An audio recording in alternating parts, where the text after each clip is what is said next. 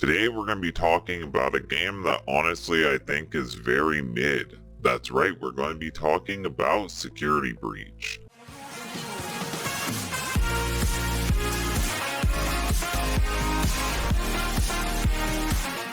Now, when it comes to Security Breach, just know ahead of time, this game was rushed. The actual storyline of the game never really got fully implemented. Most of the cutscenes were never even finished. The endings literally make no sense. The Easter eggs are half-baked, and people are relying on DLCs and updates to try and make this story even tolerable. It's really sad that the first game that's actually fully a game isn't actually a game, but in this game there was a decent idea, that being Freddy. In this game, you end up befriending Glamrock Freddy. He's really nice. He's really naive. He's really sweet. He's always trying to help you. Throughout this game, you end up dismantling all of his friends and taking certain parts from them. It would be Chica's voice box to make Freddy be able to open up certain doors and to supposedly scare away certain enemies. I don't know, that was half-baked.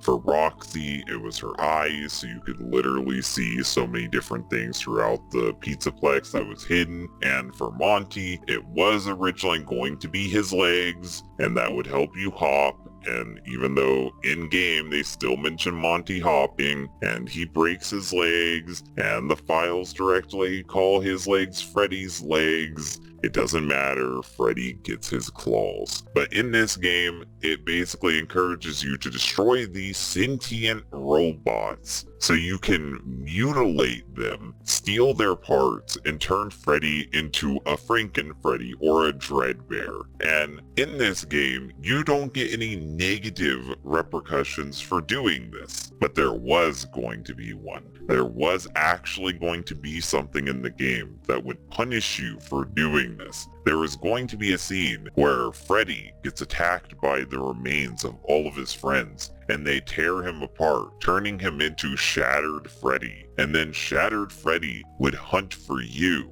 And instead of him being the pleasant, happy-go-lucky guy, he still had the same soft voice. He still said the same things that he would normally say to you, except for now everything is menacing, and he's using all the upgrades you gave him to hunt you down, which would mean that if this was the perfect world where the game was finished, he'd be hopping like Monty, but instead he'd be clawing like Monty. He would be able to open any door with Chica's voice, and he would be able to see you wherever you hid like Roxy. He would be the most unstoppable killing machine. You basically made a Terminator, and in his shadow design you can see everything that happened to him. You can see the different bite marks and claw marks from each of his friends who tore him apart just like you tore them apart. You took everything from them, so they took the one thing you had, and that was Freddy. This could have been such an interesting idea. It could have flipped the script on what we thought about Freddy,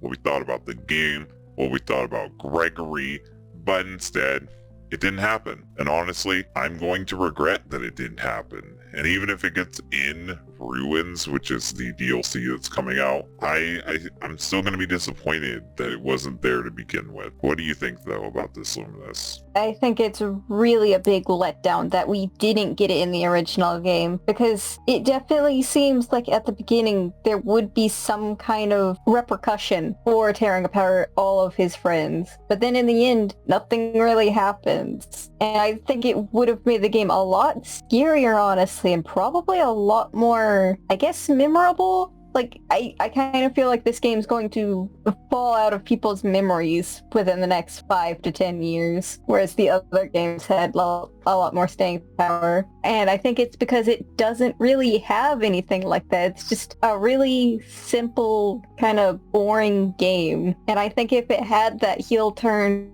with Freddy, it would have made it a lot more, it would have given it a lot more staying power. Because that would have been really cool. Because Freddy had been your friend that whole time your best buddy and a place for you to hide. Then he's now against you. His stomach hatch is torn open, so he's clearly no longer a place to hide. He's hunting you down with all the parts that you gave him, that you upgraded him to. He has menacing claws, well, whatever Chica's beak could do, and eyes that could see through walls to track you down. He's basically unstoppable, and he would be after you. So the fact that he wasn't in it is really lame. And like Shad said, even if he is in ruins, it's kind of going to be too little too late, because it's still going to be cool, but it won't have the power or energy that it would have had if it was in the original game. Yeah, so overall, this was a really cool concept. I think that it held a lot of potential, and it would help prevent this from being the only, mainline Freddy game where you can't be killed by Freddy.